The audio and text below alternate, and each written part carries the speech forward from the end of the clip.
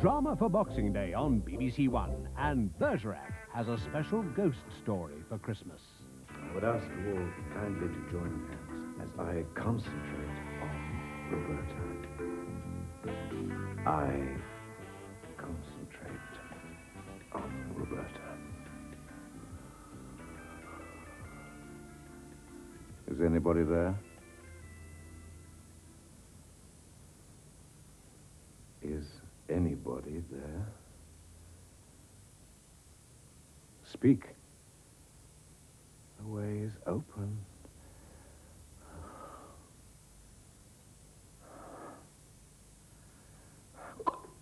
Bergerac, tonight at 8:30. In a quarter of an hour, David Niven, Gregory Peck and Anthony Quinn set out to destroy the guns of Navarone. Now it's 1:15, time for the news and sport with Jan Leeming and David Icke.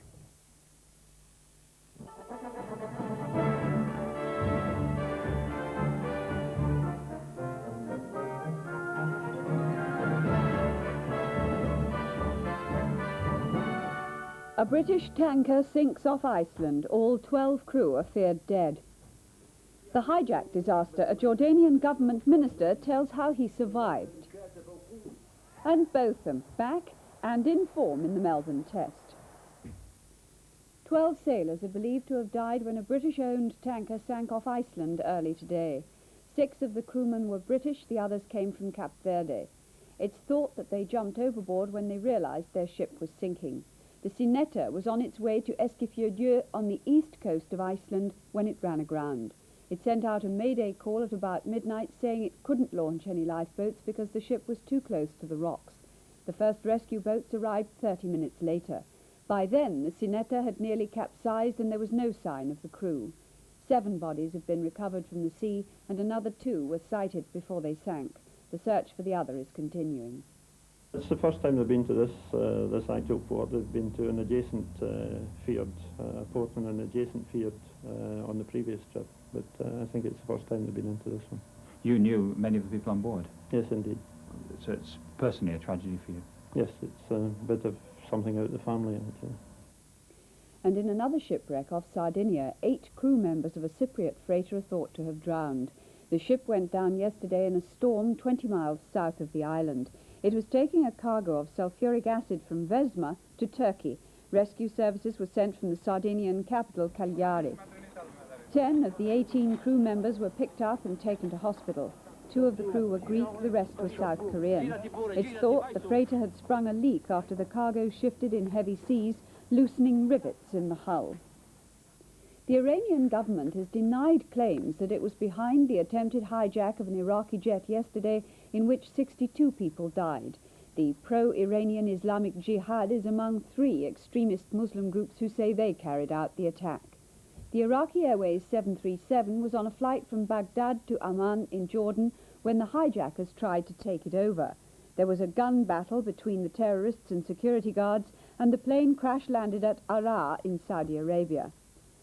Some of the 44 survivors arrived last night in Amman, where they were met by Jordanian officials.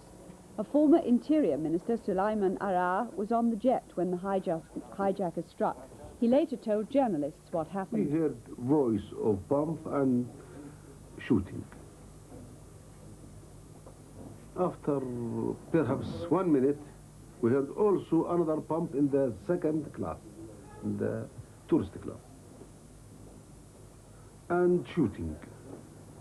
The airport is very near, about 200 or 300 only from the runway. We came down in the air. I don't know what happened, a big sound, and the chairs on our heads. And I saw some fire in the wings. I tried to find my way to the door. And so I will be outside. When I looked, I saw the aeroplane, 2 parts. In Madrid, a bomb apparently planted by Basque separatists caused extensive damage to a French-owned hotel. The bomb had been hidden on the 3rd floor of the 9-story building. It blew a large hole in the facade, but no injuries were reported. An anonymous caller telephoned a warning, but police had no time to evacuate the 240-bedroom building. In Frankfurt, 2 people were killed when a gas explosion destroyed a 3-storey house. The blast happened early today in a row of houses near the city centre. 7 other people were injured, 2 of them seriously. Other houses in the area were evacuated. More than 900 people were left homeless when fire destroyed over 100 junks and sampans in Hong Kong. 2 people were slightly hurt in the fire, which took over 4 hours to put out. The floating homes were moored in a cove which normally shelters them from typhoons. The area is popular with tourists who visit the floating restaurants. The cause of the blaze is being investigated. Britain's hunt saboteurs have declared a national day of action against fox hunting. More than 100 squads have been staging demonstrations at Boxing Day meets throughout the country as part of a new campaign to have the sport banned. About 100 demonstrators turned up for the traditional Boxing Day meet in Guildford as part of the National Day of Action called by the Hunt Saboteurs Association. Some wore masks and fancy dress. The protesters claim the Surrey Union hounds killed a pet collie earlier this year, have attacked chickens in a farm and killed a deer 3 weeks ago. A spokesman for the hunt said these were isolated incidents and one unruly hound has been put down. There was shouting and jostling as the hunt moved off.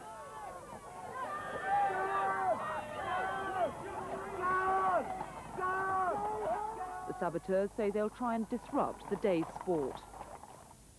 Sportsmen have already been making big news today, and the biggest impact of all has been made by Ian Botham. With news of that and the rest of the sporting action, here's David Icke. Yes, the man of the first day of the 4th test was Ian Botham, back after injury and in superb form. With the ball, he took 5 wickets for 41 and Gladstone Small 5 for 48. Botham also took 3 catches, while wicketkeeper Jack Richards took 5 to dismiss Australia for 141. If England avoid defeat, they retain the Ashes, and as Michael Peshart reports, that looks a certainty. With Dilly injured, Gladstone Small opened the bowling, his first effort none too impressive, but the improvement sudden and dramatic as Boone edged Botham back into the Test limelight. Not even Marsh, usually the most stubborn of stayers, could prosper, a jumping Jack Richards with the catch. Jones was Australia's one success, but he lived dangerously nonetheless, Broad just getting his fingers to this. The turning point, perhaps, the wicket of Border. Bowled Botham, caught Richards. Steve Waugh didn't last long either, as everything was going England's and Botham's way. Small eventually deceived Jones after he'd scored 59, the simplest of catches for David Gower. From then on, the collapse gathered pace. Sleep caught for naught, and Zura, in 2 minds, played on to Botham. The most remarkable catch of the day saw McDermott off, the dashing Richards well on his way to the boundary.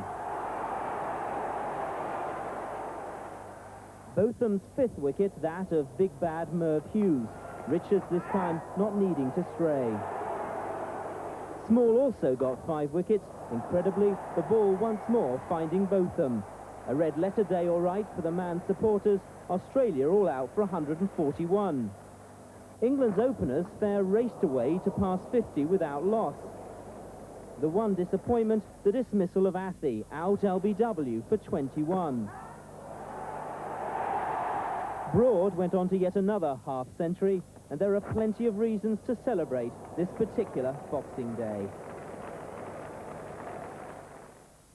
The America's Cup yachtsmen in Perth are giving way to another major sailing event. 3,000 miles away in Sydney, crews from all over the world have set out on the annual race from Sydney to Hobart in Tasmania. Michael Peshart again reporting. 126 yachts were in Sydney Harbour for the start of a race which has become a Boxing Day tradition in Australia. A huge fleet of spectator craft were also out on the water, a measure of the event's importance. It's a chance, too, to see in action racing yachts far bigger than those now competing for the America's Cup off Fremantle. The voyage to Hobart, which is over 600 miles, entails crossing some of the roughest water in the world. High winds are forecast, and there's a hope of a new world record being set for the first time in 11 years. The leading boats should be in Hobart for New Year's Eve. And still in Australia, Melbourne's also been hosting the final of the Davis Cup tennis. between Australia and Sweden. After the opening 2 matches of the best-of-5 final, it was all square. Stefan Edberg began strongly against Pat Cash. But from 5-1 down, Cash won the first set 13-11. And it was also 13-11 to Cash in the second set. Oh, what a point. The players had been on court over 3 hours, and Cash's experience was beginning to show. Australia's Prime Minister Bob Hawke was to see at least some Australian success on Boxing Day. Cash eventually winning the third set and the match 6-4, but Sweden levelled when young Michael Pernfors beat the Australian veteran Paul McNamee in the other singles. Well, the footballers were out early, and these are the results so far from this morning's Division 1 matches. Arsenal, the league leaders, 1, Leicester 1, played at Filbert Street, and the latest score in the Liverpool-Manchester United match, well, there's no score so far. Other results, Queen's Park Rangers 3, Coventry 1, Southampton 1, the bottom club Chelsea 2, Tottenham 4, West Ham 0. And that result for Arsenal means they stay top of the Today League, of course, and it's a fitting place for the club to be, a club that celebrated its 100th anniversary yesterday. The team that had its heyday before the war is now seeing another resurgence. Arsenal are having their best season for 15 years, a fitting centenary celebration. But however well they're playing, it doesn't match the 30s, when Arsenal dominated the league under manager Herbert Chapman. Before the war, they won 5 of their 8 championships and 2 of their 5 FA Cups. But it's not just success that the heroes of the 30s have handed down. It's team spirit. Arsenal is the oldest surviving First Division club. They haven't been in Division 2 for 67 years. This tradition is one new manager George Graham knows all about. He was in the Arsenal side that won the league and cup in the same season, and did so in style.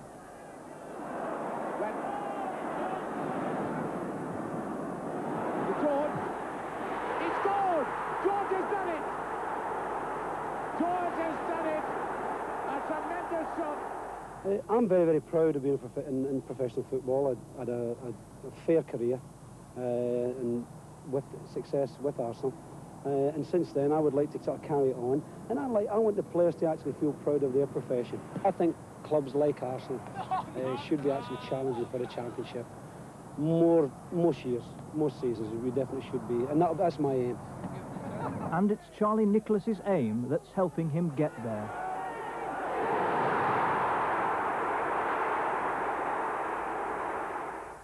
And that's all for now. I'll be back with our next news at 10 to 7.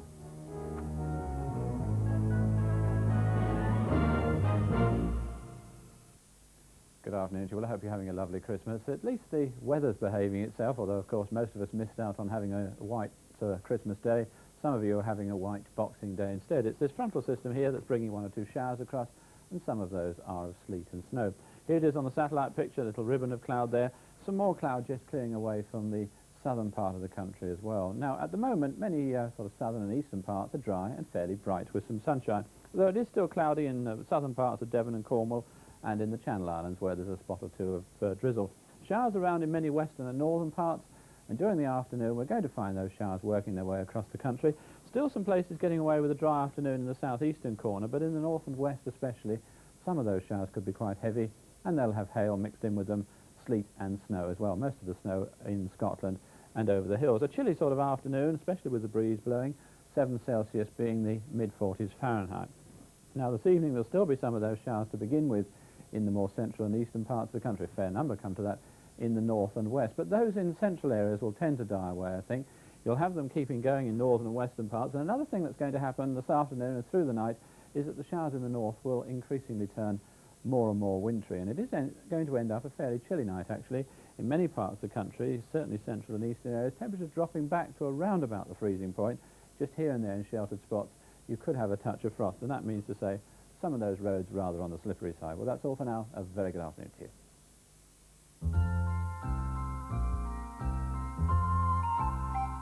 Comedy for Boxing Day on BBC One with Allo Allo. Live on BBC One. Well, I hope Gregory Peck, David Niven, Anthony Quinn and Stanley Baker haven't been relying on intelligence reports from René's Café for their assault on the guns of Navarone.